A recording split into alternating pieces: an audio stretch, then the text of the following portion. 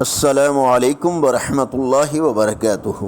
On line Quran academy کی طرف سے آج کے کیلنڈر کے ساتھ فرامین رسول صلی اللہ علیہ وآلہ وسلم، پیارے نبی صلی اللہ علیہ وآلہ وسلم نے ارشاد فرمایا، گناہ سے توبہ کرنے والا اس شخص جیسا ہے کہ جس نے کوئی گناہ کیا ہی نہ ہو۔ صدقہ جاریہ کی نیت سے اس چینل کو لائک، سبسکرائب اور گھنٹی کے بٹن پر کلک کر کے آل پر کلک کیجئے تاکہ یہ عمل خود ہمارے لیے اور دوسروں کے لیے صدقہ جاریہ بن جائے۔ حضور نبی کریم صلی اللہ علیہ وآلہ وسلم نے ارشاد فرمایا، اپنے گھروں کو قبرستان نہ بناؤ اور شیطان اس گھر میں داخل نہیں ہوتا جس گھر میں سورہ بقرہ کی تلاوت کی جاتی ہے۔ مراد یہ ہے کہ اپنے گھروں کو ذکر اذکار، تلاوت اور دیگر عبادات سے آباد رکھو، شیطان سے حفاظت بھی رہے گی اور اللہ کی رحمتوں اور برکتوں کا نزول بھی ہوتا رہے گا۔ حضور نبی کریم رحمۃ للعالمین صلی اللہ تبارک و تعالی علیہ وآلہ وسلم ارشاد فرماتے ہیں، جو اپنے کسی مسلمان کی پریشانی کو دور کرتا ہے، اللہ تعالی اس کی وجہ سے اسے قیامت کی پریشانیوں میں سے کوئی پریشانی دور کر دے گا۔ حضور نبی کریم صلی اللہ علیہ وآلہ وسلم ارشاد فرماتے ہیں، حیا ایمان کا حصہ ہے اور ایمان جنت میں لے جائے گا، اس کے برعکس بے حیائی بدی ہے اور بدی کا ٹھکانہ دوزخ ہے۔ حضور نبی کریم صلی اللہ علیہ وآلہ وسلم کے سامنے دو آدمیوں نے گالی گلوچ کی، ان میں سے ایک کو بہت زیادہ غصہ آیا، حتیٰ کہ اس کا چہرہ پھول گیا، رنگ متغیر ہو گیا۔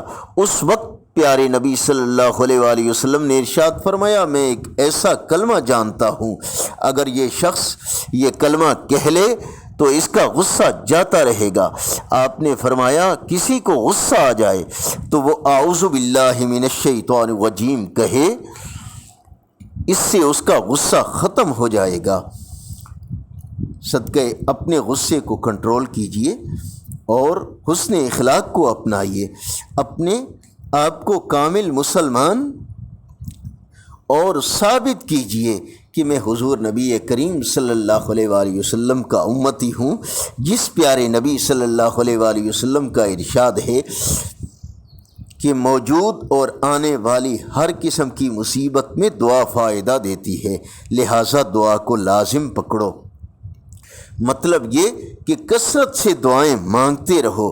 بندے کا کام تو رب سے مانگنا ہے اور اس امید کے ساتھ ہمیشہ مانگتے رہیں کہ اللہ ہی سنے گا اور قبول فرمائے گا۔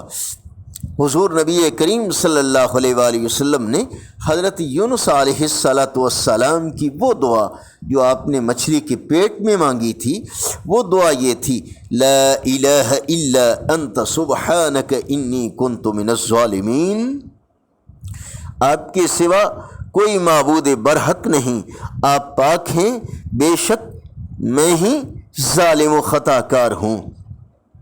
کیونکہ یہ ایسی دعا ہے کہ جب کوئی مسلمان شخص اسے کسی مشکل میں پڑھ کر دعا مانگے گا تو اللہ سبحانہ تعالی انشاءاللہ تعالی اس کی دعا کو قبول فرمائے گا۔ اللہ تبارک و تعالی ہر مسلمان کو مصائب و آلام سے نجات نصیب فرمائے۔